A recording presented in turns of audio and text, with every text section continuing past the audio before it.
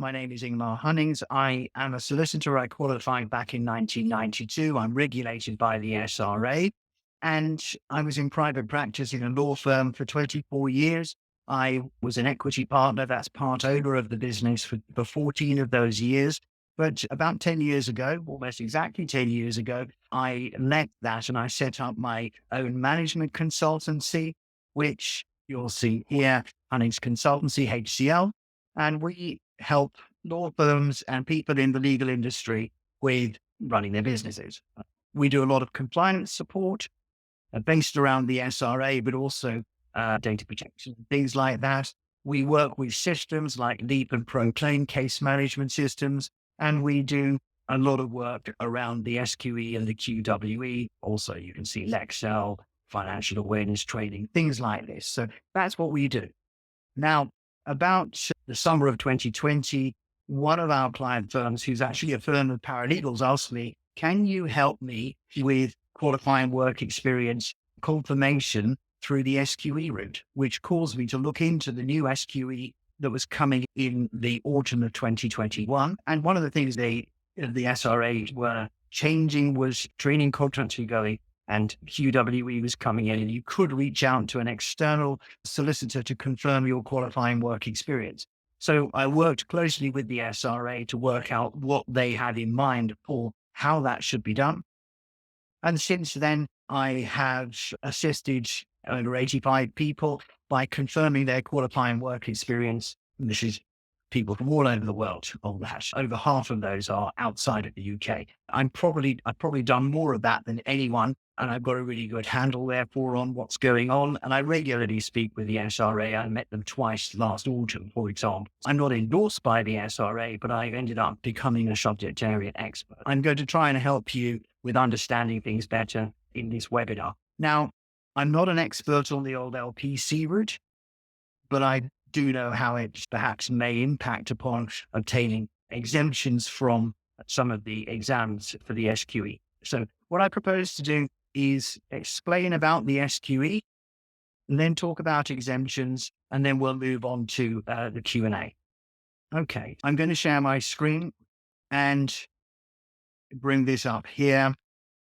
What is the SQE? So the SQE, Solicitor's Qualification Exam, was brought in by the SRA in the autumn of 2021. We are in a transition period at the moment, so people can still qualify through the old LPC route, but the QLTS route, which was for foreign qualified lawyers, no longer exists, so you cannot qualify through that.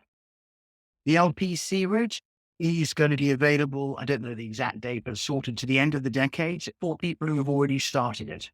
Okay. And you can move across to the SQE route should you wish, but it's not a mix and match, pick and mix sort of thing between them. So the SQE route is quite different from the LPC route. With the LPC, different training providers marked their own LPC exams. Under the SQE, everyone sits the same exams, whether they're foreign qualified or aspiring solicitors. Okay. And the exams are not necessarily set, but they're overseen by the SRA. They use Kaplan to actually run the exams, but it means that everyone sits the same exams. There's complete uniformity there. So in order to qualify through the SQE route, there are 4 elements, which you can see on screen. You have to have a degree or degree equivalent. So that's different. It doesn't have to be a law degree. It doesn't have to be a degree as a degree equivalent. And this you can check through your MySRA profile. And I think they use a company called Atlantic Data. There is a charge that's made for that, but it's not huge. They need to check your level of undergraduate qualification. Then there are 2 exams, the SQE1 and the SQE2, which I'll talk about more in a moment. Third element is that you need to have 2 years full-time equivalent qualifying work experience confirmed to the SRA by an SRA regulated solicitor. And I will explain more about that in a moment. And then the final thing is, as it was before, checking your identity, you're of good character and that sort of thing. So those are the elements of the SQE, okay? And they're the same for everyone, but there may be exemptions, which I'll talk about a little bit later, okay?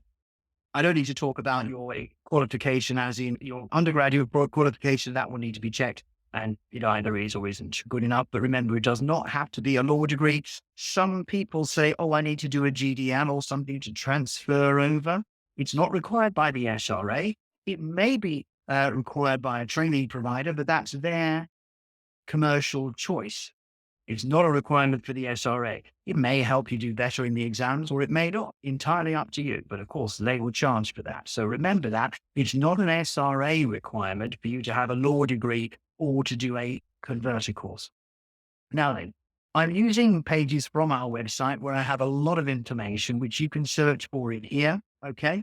And we have a blog with information which isn't all about the SQE, but there is a fair bit about it in there. So feel free to use that as a resource. And what I will do is I'll put up onto the tomorrow morning a link to the pages that I'm referring to, so you use that as a resource. If you aren't on LinkedIn and need it emailed to you directly, then please email me. You'll already have my email address because we would have emailed the link to you, and just ask for that. Okay. Now then, the exams. There are two exams, the SQE1 and the SQE2. This is an indicative idea of the pricing. As you can see, it may be out of date. Check with the SRA. The SQE1. The SQE1 is a multiple choice exam made up of two parts, FLK1 and FLK2, functioning legal knowledge, and 180 multiple choice questions. And it's tough time-wise, and also it's the best answer out of the four which are offered. And there may be ones which look pretty similar as being the best answers. So that's up to you. Now, of the people who sit the SQE1, roughly about 55% pass. So it's quite tough. You'll be sitting that in the Pearson VUE test centers, okay, which is in the UK is they use for the driving test exams, but also you can access those around the world. Now, where they are not quite sure, there aren't enough of them, but it means you don't have to travel to the UK to take the SQE1 exam. And you can see here the topics that it's covering. The SQE1 is testing you on your legal knowledge. And I do have a page up on here with the exam dates. I take them from the SRA website. So you can look at that, or you can go direct to the SRA website. So that's the SQE1. And by the way, I do have a page on the website here with SQE training providers. We're certainly not endorsing anyone. It's just an information page for you, listing all of the training providers who are not the universities that we have come across. Obviously, there are too many universities. Now, the SRA has a list, but it's just a list. So I've tried to give a little bit of background, the website, an indicative idea of the pricing. But of course, you're going to have to check with them directly what the details are that are particular to you. And I can't say what's going to work best for you because you know yourself far better than I do. So that's there as a resource for you. That was the SQE1 I was talking about. The second exam is the SQE2. Now, you cannot apply to sit the SQE2 until you have either passed the SQE1 or you've got an exemption for it. Okay. Now, the SQE2 is two elements. There's 16 written and oral tests. There are 12 written and 4 oral. The written, I believe, that they are split up on different days, and you do actually have to travel to the UK to take the SQE2 exams. They will be sat in Cardiff, Manchester, and London. Okay. Because it's covering the jurisdiction of England and Wales. Scotland is a different jurisdiction, so is Northern Ireland. So as I said, there are 12 written, there are 4 oral. They're testing you not only on your knowledge, but also skills as well. And the SRA are looking at you to see what would you be like if they licensed you to practice. So it's really to the level of a newly qualified solicitor being let loose on the public. So that's their general view on what's happening. Of the people who sit the SQE2, roughly about 77% pass. Well, obviously, it's pre-filtered because you can only get there if you've either got an exemption from SQE1 or you pass the SQE1. So that's that element. Now, we'll move on to the next element, qualifying work experience. So ignore or put out of your mind thoughts that you have about the training contract, which was an LPC thing. It's not a thing in the SQE. Okay. It's just not there. It's not relevant. If a law firm says to you, we're going to put you on an SQE training contract, that's their own construct. It's nothing to do with anything the SRA is saying. Similarly, they could call you a trainee. Fine. They can call you anything. You're an employee, but there's no technical term but with the SRA as it used to be under the LPC route to qualify. So just to clear up some myths which people ask me about. So in order to qualify as a solicitor under the SQE route, you have to have confirmed to the SRA by an SRA regulated solicitor a minimum of 2 years full-time equivalent qualifying work experience. Okay. 2 years full-time equivalent. So that gives the flexibility of you working part-time or having a job which is part-time QWE and the rest of it might not be QWE. What is full-time? The SRA hasn't defined that, so that's going to be down to the judgment of the confirming solicitor. When I'm doing the confirming of the qualifying work experience, my personal view is 30 to 35 hours a week or more would be full-time equivalent, but it's down to the judgment of the confirming solicitor. So what is QWE? QWE is defined by the SRA, referring to the Legal Services Act, as the provision of legal services. So when I have people approaching me to help them with the confirmation of a qualifying work experience as an external confirming solicitor, one of the things I need to do is satisfy myself that I am happy that it is the provision of legal services, because I potentially need to justify my decision to the SRA because it's me making the decision. I'm looking out for it not being the provision of financial services or the provision of administrative services. It needs to be the provision of legal services. But that can be very broad. It's not just working in a law firm. It could be doing compliance work, but it has to be linked back to the legislation. It can't be just the admin to do with that. So you're going to need to be advising and assisting and interpreting the law to people. Now, I've had people working in charities. I've even helped the people working in the White House and the UN, many people working as in-house legal counsel or paralegals and such like, because they don't have a solicitor there who's regulated by the SRA. They've contacted me and said, can you help? Yes, I can. The SRA does permit that. Normally, you're going to be asking a solicitor in your organization. Most people are working in a law firm, an English law firm or something like that. It should be very simple and easy for them to confirm your qualifying work experience. You just ask them, would you mind doing so? You go to your SRA profile on the SRA website and you put in their name or you search for them under their SRA number. That will prompt the SRA website to email them to ask them to confirm. They'll click, and because they've seen your work, they've been supervising you, they're able to do that. And it really takes half a day or overnight. It's really quick. It takes them only a couple of minutes. But if you don't have someone to do that and therefore reach out to an external confirming solicitor such as me, then the SRA requires us to do more. They require us to see the work working for me, and they require us to get feedback from your supervisor. So there's a bit of work that needs to be done there. I anticipate you will have lots of questions. Is this QWE? Is that QWE? So put your questions in the chat and I'll work my way through that in the question and answer session a little bit later. Okay. So that's qualifying work experience. The final element, checking your identity and such, that's something that you'll be doing through the SRA website. I think, again, they may involve Atlantic data. I'm not really involved in that, although I have on occasion been asked to electronically verify someone. But then normally that's pretty straightforward. You deal with that yourself. Okay, so that's going through the elements of the SQE. What I want to turn to next is apprenticeships. What are we talking about here?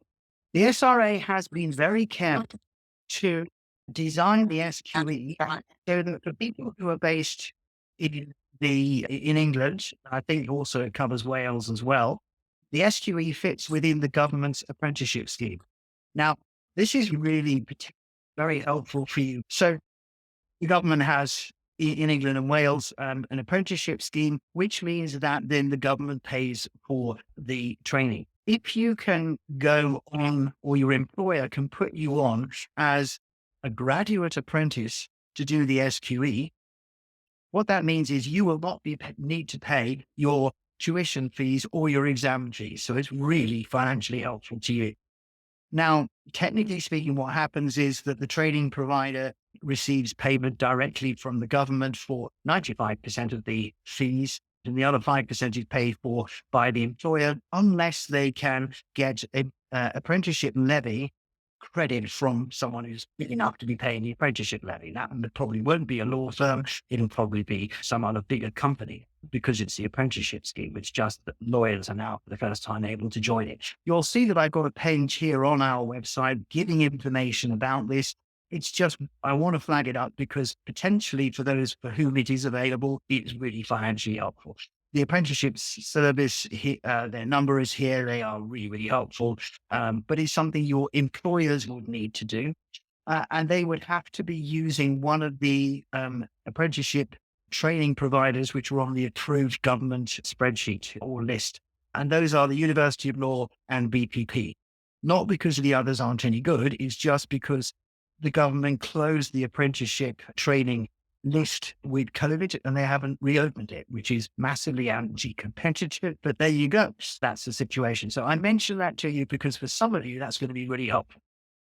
Let's talk about exemptions. What exemptions are available? We've been through quite a bit of change on this, but it is now clarifying far better. Looking back at the exams, there we go. We've got the SQE1 and the SQE2. So SQE1, you can get exemption from that if you have passed the LPC. So the old route. And I think you upload evidence for that through your My SRA profile, and it's pretty much always given. Okay. But the SRA seems not to want to give exemption from both exams. So I have seen the situation where someone has then applied for exemption from SQE2 and their SQE1 exemption has been revoked. So bear that in mind. They seem to want to make you sit one of the exams. Remember, the QLTS scheme is now defunct and you can't get any exemptions from having passed any of that.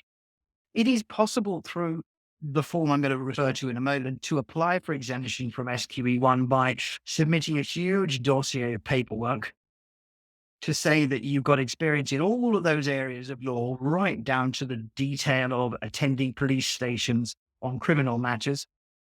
And then you can submit that with the fee and then see if the SRA will give you an exemption. I think that's really tough. It's just tougher, I think, tougher than trying to pass the exam. It's a little bit like the equivalent means, which you'll also hear people referring to. Not something we help with. Good luck if you're going to go for that. SQE2. You're really only able to apply for exemption from the SQE2 exam if you are already qualified as a lawyer in some jurisdiction, which includes barristers. But you not only have to be already qualified, but that qualification needs to give you the same practice rights as a qualified English solicitor. And you need to have either as a mandatory part of your qualification and or afterwards 2 years legal work experience. And if it's a mandatory part of your qualification, then your qualification proves that. If any element is obtained after you qualified, then you'll need to get a letter of reference. You'll probably draft it from your supervisor or supervisors over that period. And there's certain criteria you need to meet with that. You'll need to pay the fee, of course, with the application form. You'll also need to obtain a certificate of good standing from your local bar. And if your supervisor is a lawyer, they don't have to be. If they are, then a certificate of good standing from their local bar as well. Now, if I bring up onto the screen here, this is the application form for the exemptions. And you can see you'll fill in section 1, which is the who you are. Section 2, and you can see here you need to be answering yes to all of these. That's 2.2, that you have the same practice rights. Section 3, you'll fill in about your ethics. Section 4, what you're asking for exemption from. Sections 5 and 6 is all about the application for exemption from SQE1, which is, I think, a bit of a nightmare, and we don't get involved with. But if you're applying for exemption from the SQE2, you're then going to move straight through to section 7, where you can see that you either are saying my 2 years work experience was completed as a part of my qualification, or it's afterwards, 7B, or it's a combination of the two.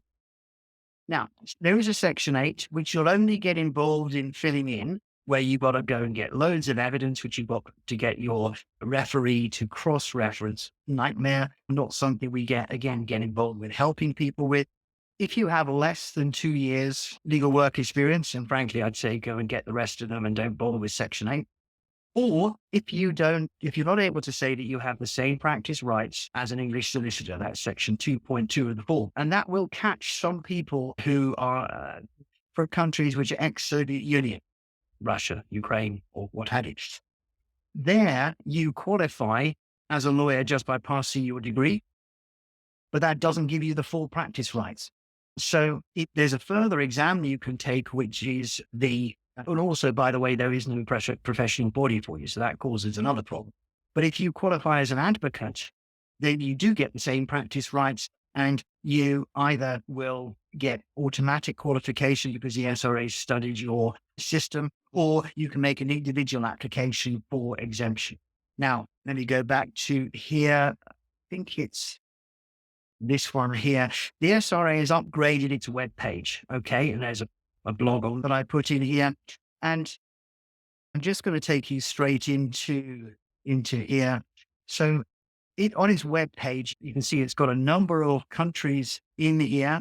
And so if we were to go, for example, to Ukraine, you can see there you go. As a lawyer, you're going to have to complete section 8, is a bit of a nightmare. But if you're an advocate, the Ukrainians, the SRA has already recognized, looked into everything, and you will be given the exemption without even going any further. Okay. You don't even need to fill in the application form as far as I know. Whereas if you're Russian, I believe it's slightly different. This is not a political point.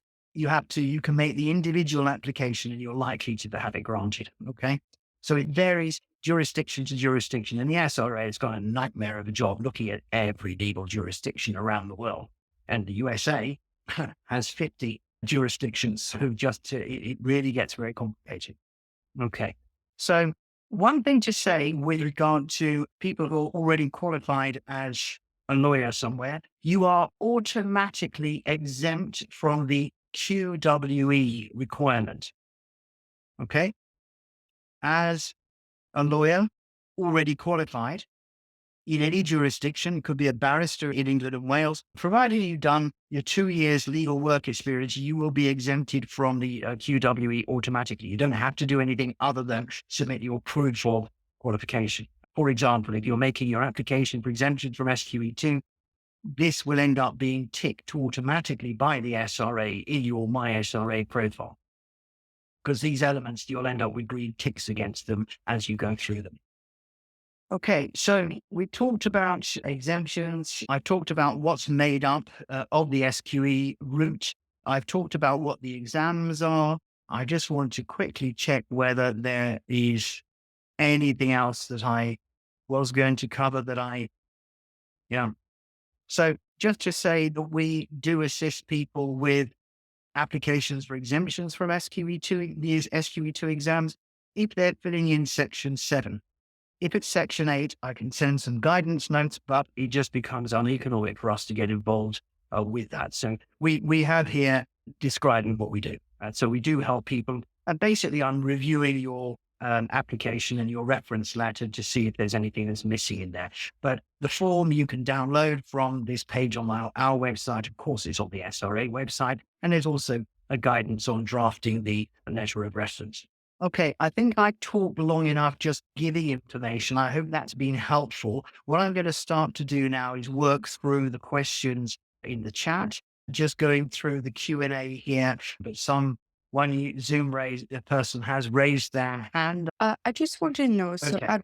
I've worked as a risk analyst at KPMG and for a year and a half. And for that purpose, I've dealt with like drafting board resolutions and sometimes interpreting some of the local laws in UAE and advising the client facing teams on that. Would that count as qualifying work experience? Because a lot of that was submissions and then it's not constantly giving legal advice. So I'm not sure if that be counted as qualifying work experience. So thank you very much. That's a really good question. So just to paraphrase this, so you're working for an accountancy company, but preparing corporate documents for the governance of an organization, but also interpreting local corporate law for the organization. Is that a fair summary? Yes, yes. Okay. I've tried to make it more generic. When people ask me this, because I always offer a free Zoom, which is about an hour long, where I'm going through checking the situation for someone who's looking perhaps to have an external confirming solicitor to help them. I'm always looking to see, do I think it is qualifying work experience? What percentage of their time is spent doing that qualifying work experience? Because it may not be all of the time. And I take a general common sense approach. So if they're doing 80% of provision of legal services and 20% supporting admin, then that's fair enough. I'm not going to kick up about that. But if it's only 20% of provision of legal services, then we may have to do a percentage calculation for full-time equivalent. It does sound to me as though this is potentially the provision of legal services. I would need to discuss with you outside of a general publicly facing webinar, the particulars of what you're doing so that I can satisfy myself as to whether it is the interpretation of the law and provision of those legal services as opposed to admin. But that's my general approach on that. So you mentioned that you're interpreting local legislation, advising the organization. And so the preparation of those corporate documents together with that does sound to me like the work that a corporate lawyer might be doing. So I'm leaning towards that would be something that I would accept as the provision of legal services. Here we have a question from Harry Lester. How do I prepare for the exams? Is it worth taking a course for one after a law degree? Would I need a tutor? This is something that people do ask me. How do you prepare for the SQE exams? I have I'll put on screen again, the page that we have on our website where we've listed the training providers that I have come across. Okay. It is very much an individual decision for you. What I would recommend is that you join groups that on LinkedIn, for example, there's a group called SQE, is run by one of the providers, but there's 30 odd thousand people on there. Ask people who sat the exams, what they think. But it does come down to your own personal circumstances. How much time do you have? How good are you at studying? What's your background knowledge? All of these things I wouldn't know, only you would know. But have a look. They're pitching for your work, your money. So have a look at their websites, ask them, speak to them to see which ones seem to be the best for you. Gather as much information before you start committing money to it. And don't forget that if you're employed in an organization, ask them about the apprenticeships. You can direct them to that page on our website because it might be then that you don't have to pay for it, which is great. And you'll be taken through. It may take you a little bit longer because under an apprenticeship, you have to have 1 day release for work. So it's going to take you 1/5 longer to get your minimum 2 years full-time equivalent qualifying work experience. But generally, the SRA is saying that those people who taken the exams who are apprentices tend to have a better pass rate. Okay, we're going on to the next question from Gabriel. If I'm exempt from SQE2, can I simply self-study for SQE1 and take the exams? Or is enrolling with one of these training providers mandatory? So is it mandatory to enroll with one of the SQE training providers? No, it is not. You can follow whatever route you want. You can self-study, absolutely. I have no data as to success rates from people self-studying or going through various different training providers. But that's, again, it's down to your own personal skill set, time that's available, and your financial position. But it's certainly not mandatory. And remember, as I said before, it's also not mandatory to do a GDL converter course from having done a degree in something else, for example, history, over to law. You don't have to have a law degree. You don't have to do a converter course. One or two of the providers seem to insist, and that's their own internal commercial decision, but it's not required by the SRA. I think the BPP insists that you do a converter course. Okay, so go in with your eyes open and you know it's not an SRA requirement, it's their commercial requirement because they make more money out of you. Perhaps that helps you pass better. That's up to you to make a judgment on. Gabriel, I hope that's okay and answers your question. It's the best I can do. Okay, Kamala, your question. Hello, I was wondering what happens if we fail the SQE1 or SQE2. Can we work in another jurisdiction? Finally, does the apprenticeship apply to non-UK nationals? Let's deal with the apprenticeship first of all. So just speaking a little bit about apprenticeships, apprenticeships apply only to UK nationals because it's UK taxpayers' money. Actually, it's different in the different nations of the UK. So I don't know the arrangement in Scotland, but Scotland is a different jurisdiction. So everything I've said is completely not relevant to Scotland. The apprenticeship scheme, as I've got the details on the website, is to do with those people in England. Wales has a slightly different version. So for people who are outside of the UK is a composite country. It has 4 nations. And so there's a certain level of devolution and devolved powers within those. And so the Welsh situation is slightly different from the English, but I believe there is an apprenticeship available through that. Now, the best people to speak to with regard to the apprenticeships will be either the apprenticeship scheme. So let's bring that back up here. Where you have down here on this page here, their number, or the people who are the approved apprenticeship training providers, which is the University of Law and BPP. Going on to the second part of your question. So what happens if you fail the SQE1 and or the SQE2?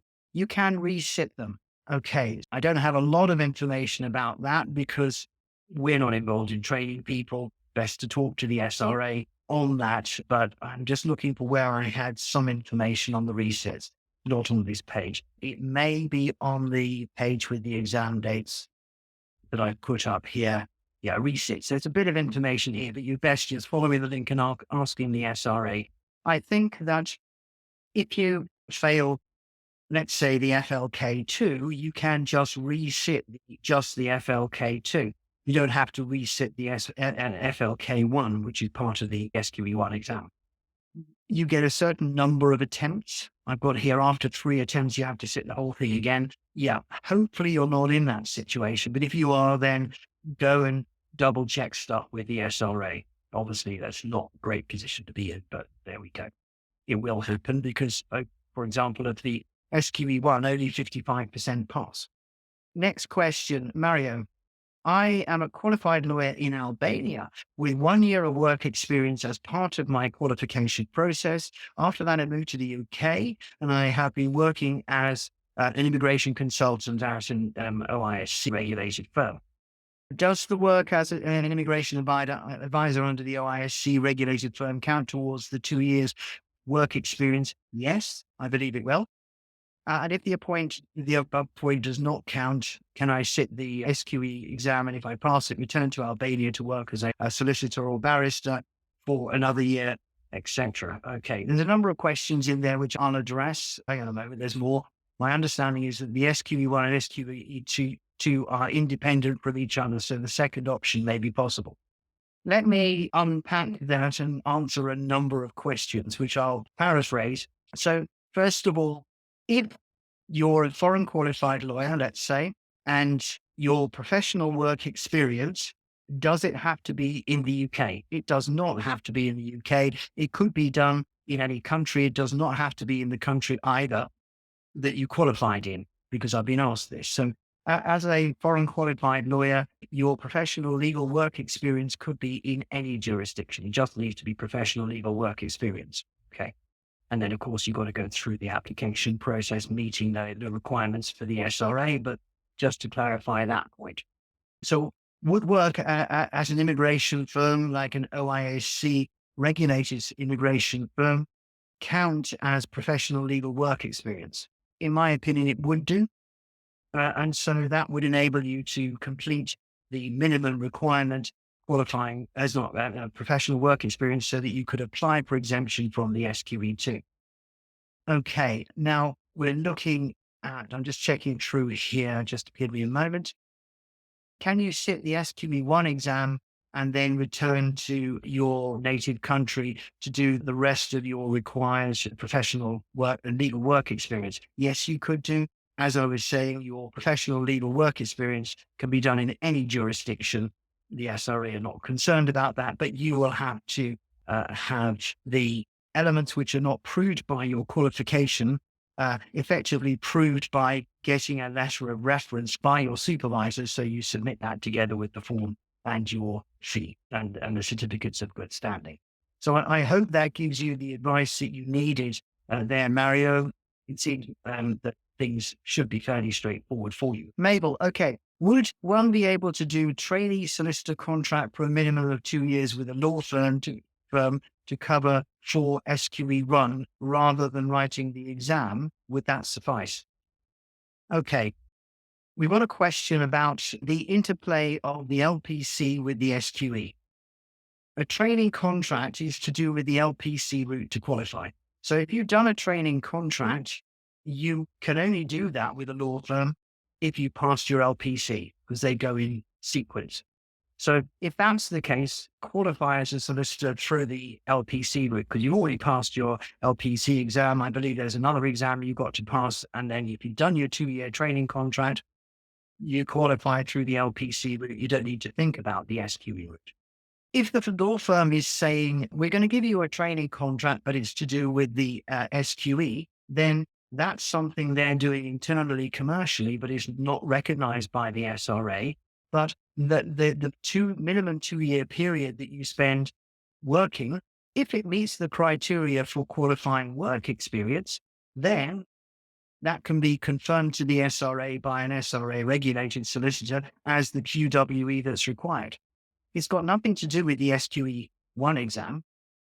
So you either have to sit the exam or apply to the exempt, which you'd only be able to do either if you've passed the LPC, or if you're going to go through, if I bring this back on screen, filling in sections 5 and 6 of this long application form, preparing a huge dossier of all the practice areas that you've worked in to a great level of degree, to the level of newly qualified solicitor. That's the level 3 they're referring to there, right down to the detail of doing corporate work and working in a police station representing criminals. Very few people are going to meet that. But Mabel, I hope that gives you an answer to your question. Shama, do you assist with QWE where the firm did not have any UK qualified lawyers to sign on the QWE? Absolutely. I've helped over 85 people from around the world doing that. And I'm just going to bring up on screen. There we go. There's the service. If that's something that's of interest, then the best thing is to reach out to me directly, and I'll arrange for a free Zoom call, usually about an hour, to go through your particular circumstances to see whether I think it's QWE and it meets the criteria. And then I would go through what is the process of the fees and such like for doing that. But what I'm allowing is for people to progress who couldn't otherwise progress. And I've done that for, as I said, for many people, the majority of whom are outside of the UK, but I've done it for UK people as well. Next one, would document review work using relativity count as QWE? I'm not quite sure what relativity is. Document review work. Would document review work count as QWE? I have been asked this before, for example, by people who've been working at some of the big UK government inquiries, like the child abuse inquiry and such. And it very much depends. If it's just reviewing documents, or I've had people just gathering evidence, then I have a problem with that, because is it the provision of legal services, or is it rather the provision of administrative services within a legal context? And often it's fallen into the latter. And I've said, sorry, I don't think that I could justify to the SRA that this is the provision of legal services. In order to provide legal services, you need to have a client. Now, that could be your employer. Say if you're working in-house, that's not a problem. But if you're to a tribunal, like the Child Abuse Tribunal, you'll be starting to struggle. Is your client the general public? I'm not sure. And secondly, where is the review of the law? Where is the interpretation of the law? And giving legal advice, drafting legal documents. So these are the sort of things that one would be thinking about, I think, for the provision of legal services. So pure document review, I think, might be an issue. If it's an element of some other things, then we may have something to talk about. But like I've said before, where I'm looking at what is QWE, we need to have an individual discussion about your individual circumstances, which isn't appropriate for a public webinar. That's something we would need to speak about directly. I hope that's of some help. Would working as a conciliator / mediator for ACAS over 5 years on employment law matters and tribunal cases count as QWE? Good question. Going back to the definition, the provision of legal services, then some of these may or may not come under that or meet that definition. I am actually a qualified and accredited commercial and civil mediator. So I know that mediation is not, quite specifically by definition, not the provision of legal services, because the mediator is there to facilitate the parties reaching an agreement, not to give legal advice or provide legal services. So a mediator, no. Conciliator depends on the definition of that. I'm not quite sure. Tribunal cases, we're now getting into an area where potentially could, but it does depend upon the particular circumstances. I had someone from Pakistan quite some while ago who said, "Oh, I work in a court. I worked in a court for 5 years." And I thought, this is possible. This is potential. But what he did was he gathered together the papers to present to the judge. So he was clerk in the court, compiling administratively the papers that had been submitted to give to the judge. That's not the provision of legal services. Okay. So if, however, you were a clerk to the justices advising them, which is like in a magistrate's court in England, where your role is to advise the magistrate of the law, then I think you are providing legal services to the Crown, the representative of the Crown, and you're interpreting the law and advising on that, then I think it's much more possible. I'm not an employment lawyer, so I don't know the particular circumstances in an employment tribunal. ACAS, of course, is there to try and get people to agree. I don't know. So this is, again, a situation where we would need to have a one-to-one to really dig into the circumstances. But I hope that you've seen the process that I go through in trying to work out whether it is the provision of legal services, because I've got to exercise my judgment honestly and with integrity as someone regulated by the SRA, because I've got to justify myself to the SRA. Question from Mabel: is SQE1 answered covering the FLK1 and 2 core guide okay to use for practice? I think this question is going into more detail than I know in the structure of the actual exams. We don't assist with the exams, the training providers do. And I think you're probably best asking one of the training providers for assistance with that. The SQE1 is made up of FLK1, Functioning Legal Knowledge, 1, and FLK2. But I don't know enough about what's in the exams, I think, to answer that question. I'm sorry, Mabel. Hi, I've done my law degree from the UK, but I have a post-degree experience from other jurisdictions. I have more than 7 years experience as an in-house lawyer, and I'm now working in the UK with an immigration firm. Do I get QWE exemption?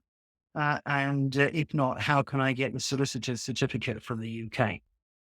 You would only get exemption from the QWE if you are qualified as a lawyer in another jurisdiction. If, however, you're not qualified as a lawyer in any jurisdiction, then you would need to have your QWE confirmed by an SRA regulated solicitor. So that can be done if there was an SRA regulated solicitor in one of the organizations where you worked, then get in touch with them and ask them. And it's a fairly straightforward process for them. Actually, I have on our website even put up a page here you could point them to on how to do it. Okay. So you can put pictures up there and such. If your organization does not have an SRA regulated solicitor, for example, the in-house company abroad, then this is something that we can help with. We have helped over 85 aspiring solicitors so far with acting as an external confirming solicitor. Uh, Many of those, probably over half of them, have been in-house paralegals or lawyers. That's something you can reach out to me direct. And I always offer a free Zoom, which is about an hour long, where I'm looking through with you your circumstances to satisfy myself that it's appropriate for me to do that.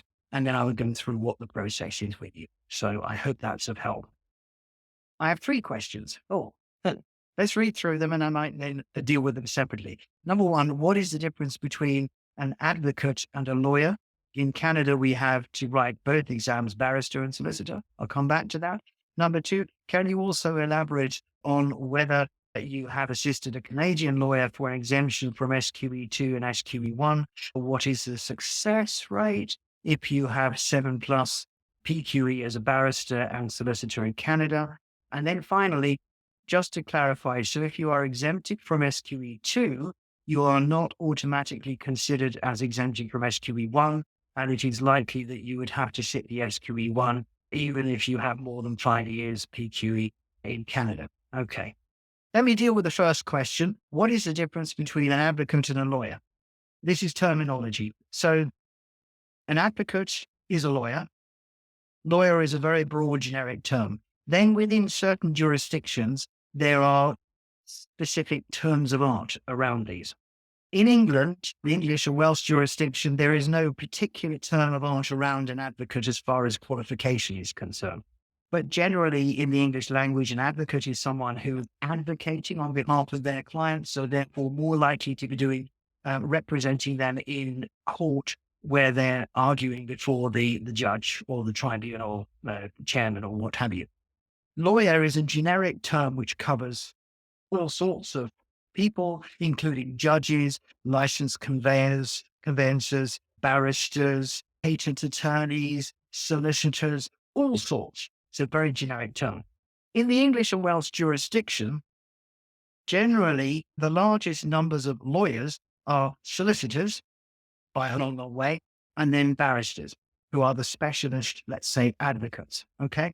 They have separate governing bodies, and the one for the solicitors is the Solicitors Regulation Authority, so the SRA. And this is what we're talking about in the webinar today. It's about the qualification process, the SQE for solicitors. So in Canada, it's going to be slightly different. I'm not an expert in every jurisdiction, but I hope that answers that question. So can you elaborate on whether you've assisted a Canadian lawyer for an exemption in SQE2 and SQE1, and what's the success rate? I have helped lots of people. I cannot remember, I'm afraid, and certainly success rates with the SQE2 applications for SQE2 exemptions. I help with getting it already, but I only know if it's been successful if someone comes back to tell me if it's been successful or not. So I really haven't got any stats, and they wouldn't be worth much either because I'm so much in the hands of people coming back to me. So I'm not able to really answer you very much meaningfully with regard to number 2, I'm afraid. Number 3, finally, to clarify, if you are exempt from SQE2, you are not automatically considered exempted from SQE1, and it is likely that I would have to sit and pass the SQE1. This is correct. The SRA seems not to want to give exemption from both exams. They seem to want to have a look at you. Now, the SQE1 is where they are testing your knowledge of English law or English and Welsh law. So it only seems fair and right to me that if they're going to license you to practice in English and Welsh law, that they have checked that you know it. So if you've been granted exemption from SQE1, then you apply for exemption from SQE2. They generally, as far as I understand it, revoke your exemption from SQE1 because they want to see that you know the work. And if you have applied for exemption from SQE2, which you can do before you sit the SQE1, that's absolutely fine. And if you're granted exemption from SQE2, you'll still have to sit and pass the SQE1. No matter how many years qualification or experience you've got in Canada, that's Canadian law, not English law. So that's their approach. So generally, you're going to have to sit and pass one or the other of the exams. If you're already qualified abroad in another jurisdiction, fine. Get exemption from SQE2 and sit and pass the SQE1. All right. Do okay. This is more of a comment, I think. Yes, in Canada, we write both exams and therefore we become advocates. Okay, fine. Gabriel, that's answered the question. Wojtek. SRA says that if someone is granted exemption from SQE2, they may also have to demonstrate their English language competence. Is this automatic requirement by the SRA or only if the SRA requests it in particular cases? Very good question. One I haven't covered so far. When does the SRA ask you to demonstrate English language competence? So this is very much up to the SRA. And to me, it seems logical as an English solicitor that those people wanting to be licensed as English solicitors need to be competent in the English language. It seems fair enough. It's the SRA's choice. Now, if you got exemption from SQE2 and just sat as a foreign qualified lawyer and just sat and passed the SQE1, they may well want to see that because they've not seen you writing or speaking, and so they may ask you to do that. I don't know the criteria that the SRA use to do that, but I would hope that shouldn't be a problem. If it is a problem, then I think it's right that the SRA pick it up. Because if they license someone to be an English and Welsh lawyer and that person can't understand or speak English, then that's a problem, I think, for the clients. And the SRA is always looking at client care and the end consumer. Question 2, given that exemption from SQE2 applies to my country, and as I'm already qualified, is it automatic or do I have to apply for it? Is there any further discretion by the SRA whether this exemption applies or not? Let me take you to the SRA page up here. The SRA has updated this and made it really helpful, I think, so that where it works through certain jurisdictions, you can click randomly here on, I don't know, Malta. Never been in here before, but you can see here that they have summarized their position on here. So whether it's automatic or not will depend upon the decision that they've made. So if we went to Ukraine, if you are qualified as an advocate, they've already agreed your exemption. So you just need to send them through your MySRA profile proof of your qualification as an advocate, as I understand it, and they will exempt you from SQE2. However, if you haven't taken the advocacy exams, but you're just a qualified lawyer in Ukraine from passing your degree, your law degree, then they've set out what you have to do here. And it's more complicated. You can make an individual application for exemption. So from SQE2, okay? So it will depend jurisdiction upon jurisdiction. If the jurisdiction is not listed here, then they just haven't worked through it. So you would need to make your application for exemption. Let me bring that back onto screen here, okay? Which is likely to be an individual application for exemption. And then I'll move this out, try and move this out of the way. You'll need to fill in sections 1 and 2, hopefully saying yes, your qualification gives you the same apprentice rights as an English solicitor or Welsh solicitor. 3 and 4 you'd fill in. And then, because it's application for exemption from SQE2, you won't be filling in 5 and 6.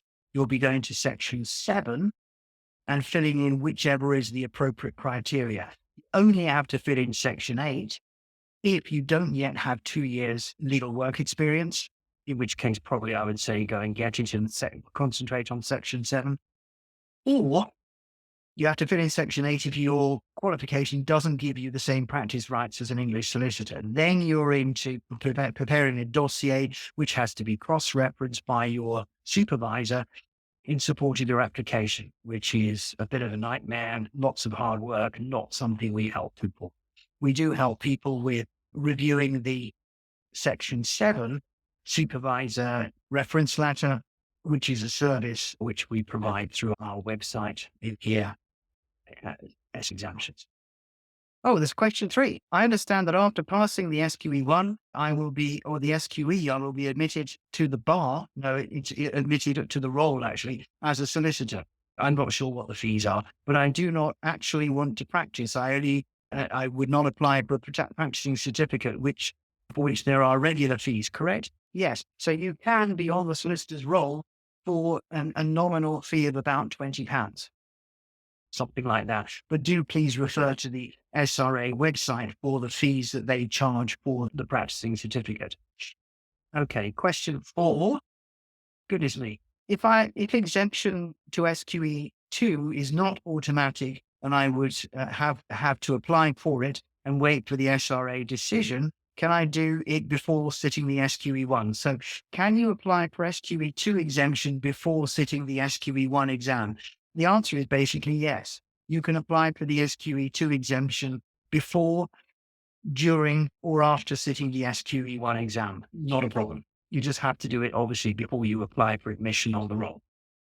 Hashara, I have already finished my LPC in November, hopefully passed it. So I will also work as a legal firm during my NLD academic period. And now I hope to do the SQE 2 for qualifying as a solicitor in England and Wales. So I want to know, can I get my work experience during NLD as QWE? So my understanding here is that Hashara, you are not qualified yet anywhere. So you are, you're not a qualified lawyer anyway.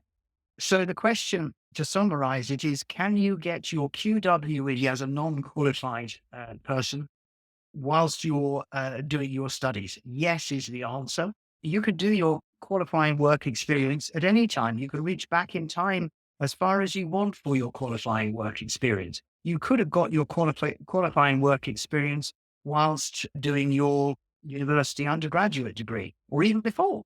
So some people, when they're at university, will be working in a legal clinic. Now, it won't be full time, but that can count towards your QWE so long as it meets the criteria that for QWE, the provision of legal services. And then it's a question of accumulating it and getting it confirmed.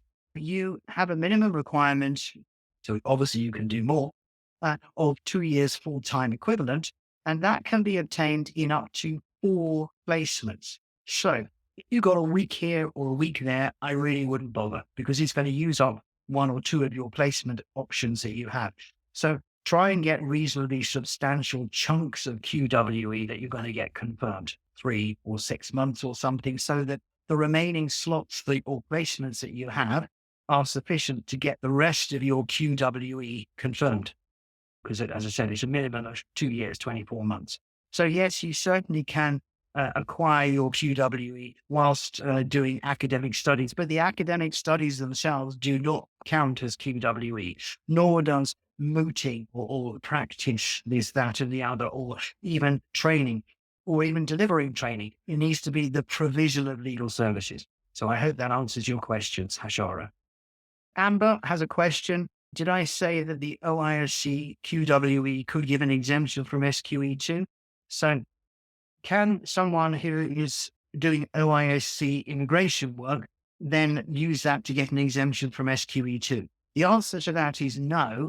It is the qualification as a lawyer that gives you the potential to apply for exemption from the SQE2. Now, OISC is a governing body for immigration lawyers.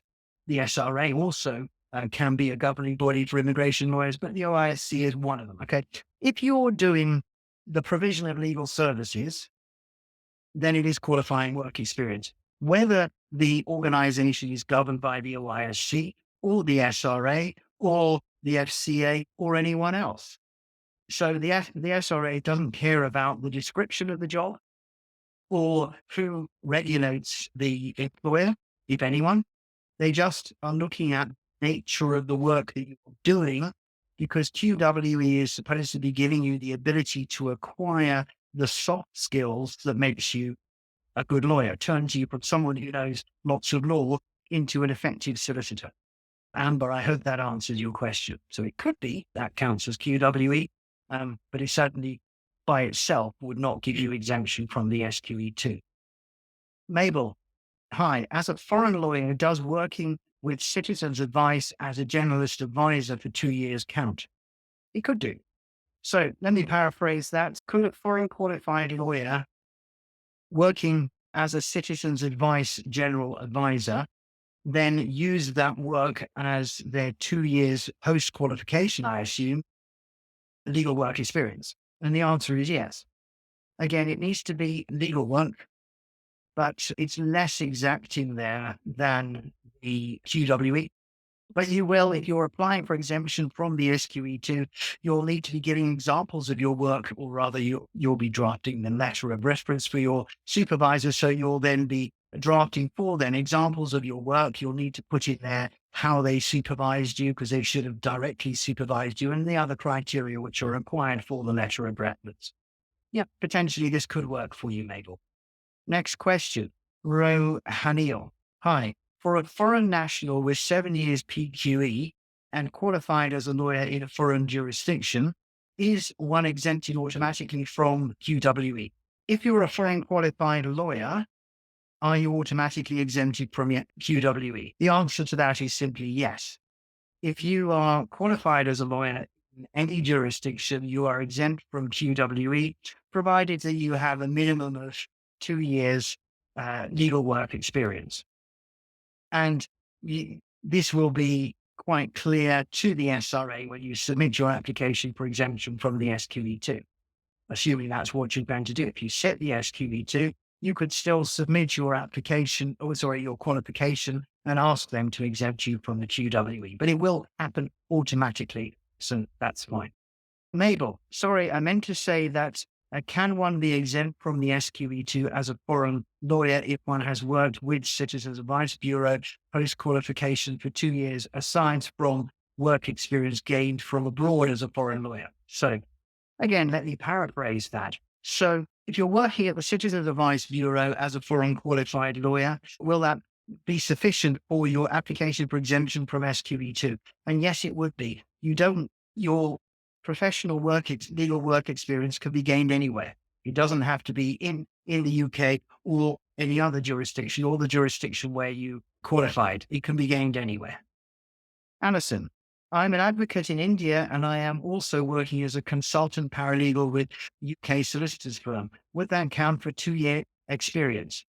Yes. Would someone who's a foreign qualified lawyer, whether that's in India or elsewhere, be able to use legal experience gained either in England or somewhere else?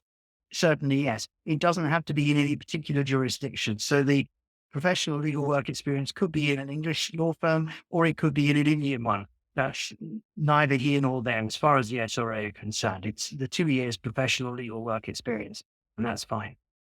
Mabel, just wondering if working as a generalist advisor in the Citizens Advice Bureau in the UK or Scotland counts as a provision of legal services. Probably, but it does depend upon the nature of the work. So if you're just doing debt counseling, or you were just providing training, that's not really legal services. Yeah, there's a general common sense approach to it. But if you are giving advice on legal issues, then housing immigration, things like this, then it should be. Hi, Ingemar, everyone. Lovely meeting for you all. Thank you, Ingemar. Very helpful. Thanks. Yeah. How long these go on for, I don't know, because it depends upon how many questions you've got. We have a question from Carla again. Can we work in another jurisdiction for part of our QWE? So qualifying work experience, can it be done in more than one jurisdiction? Simply the answer is yes. Your qualifying work experience can be done in any jurisdiction, so long as it meets the definition of qualifying work experience, as in the provision of legal services. And so it could be gained in a number of jurisdictions. Just bear in mind that you have those 4 placements in order to build up your minimum 2 years full-time requirement. If you've got a week in one country, a week in another country, I wouldn't bother about them. But if you've got 18 months in, let's say, the UAE and 6 months in Poland, and then another year in the USA, fine, not a problem. Another question. Okay. From Delara. Based upon your experience or observation, which jurisdictions have the best chance of success with SQE1? In other words, for example, if you had a common law jurisdiction, would that be better? So the question is really, am I able to give any guidance as to which jurisdictions have the highest success rates in passing the SQE1? I don't have any data on that. The SRA has not released any data on that. And if the SRA has not released any data on that, we don't have any general empirical data to rely upon. The training providers may quote figures at you, I would treat them with a pinch of salt. What's the methodology for gathering their data? Is this something they're using in their marketing and such? So, yeah, speak to other people who sat exams. I can't give any more guidance in that. Okay, Mary. I'm a foreign qualified advocate registered with Bar Council in India. Am I eligible to apply for the SQE2 exemption? You mentioned that the SRA would insist on us sitting one exam. So if I apply for SQE1 exemption, likely that my SQE2 exemption would be revoked. Question, which exam would you recommend that we get an exemption from? And which one should we sit? So the question really is, which of the SQE1 and SQE2 exams would I recommend people getting the exemption from, assuming that they meet the criteria for applying for both? Now, in order to apply for both, really for SQE1, you need to have passed, you can use the form that I've referred to before for applying for exemption from SQE1, but frankly, I wouldn't do it because you've got to prove so much. It's a huge job. SQE2, you can only apply for exemption if you're already qualified as a lawyer in some jurisdiction. Okay. I would say if you've passed the LPC, then as the pass rate for the SQE1 is less people pass it, 55% in general of the people sitting the SQE1 pass that, 77% of the people sitting the SQE2 pass that. If you pass the LPC, then I would apply for the exemption from SQE1 and sit the SQE2. But if you haven't passed the LPC, I would say it's so hard to meet the criteria otherwise through equivalent means or filling in this document for getting exemption from SQE1 that I would then apply instead for exemption from SQE2, assuming that you meet the criteria. But that's my personal opinion. So it very much is up to you to make that judgment call. Okay, Mariam, last question. If I get the SQE2 exemption, is there a time frame? When do I need to sit the SQE1 exam, or is there no time frame? Okay, good question. So does your SQE2 exemption expire? I don't think it does. Now, I wouldn't put hand on heart. I haven't asked the SRA or studied the SRA website for this, but I don't believe that your SQE2 exemption would expire. For example, if you then sit the SQE1 and fail it and have to sit it again. Yeah, but double check that with the SRA. But I don't think the SQE2 exemption expires. Mary, I'm a foreign qualified advocate registered in with a Bar Council in India, and I'm eligible to apply for SQE2 exemption. You mentioned the SRA would insist on us sitting exam one. This looks very familiar to the question I've already answered, so I'm going to go over that. Thank you for doing this. Very much appreciated. Brilliant. Okay. You might want to schedule a further call. That would be wonderful. Mabel, I just wanted to be sure if one is from an African country, cannot graduate apprenticeship for an SQE1 fee. To paraphrase, are the apprenticeships with the exemption from having to pay the fees available for someone from Africa? Sorry, they're not. It's UK taxpayers' money, so it's only available to the appropriate part of the UK. So we're really talking about people in England, at least with a right to work, if not residence. And I don't know the particular immigration criteria for that in England, and Wales will be slightly different, but roughly the same sort of thing. So if you're in Africa, sorry, you're going to have to look at what your local African country says. Okay. I think I've gone through all of the questions. I've put a lot of really detailed questions there. It just remains for me to say thank you very much. I will put up onto LinkedIn tomorrow morning a list of the resources to which I was referring today, so you can then get to those. We will be putting up on our YouTube channel. Let me just take you to that again. The video of this and probably break down the question and answer into other videos people can access here. So do feel free to subscribe to this. It'd be really good to get the number of subscribers up and let other people know of that resource which is there.